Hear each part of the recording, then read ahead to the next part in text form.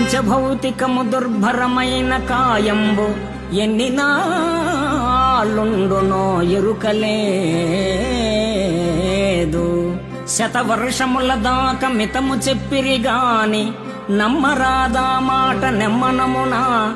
బాల్యమందో మంచి ప్రాయమందో లేక ముదిమియందో లేక ముసలియందో, ఊరినో అడవినో ఉదక మధ్యముననో ఎప్పుడో ఏ వేళ ఏ క్షణంబో మరణమే నిశ్చయము.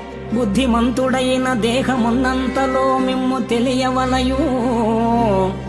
భూషణ వికాస శ్రీధర్మపుర నివాస దుష్ట సంహార నరసింహ దురిత దూర దేవా దేవా.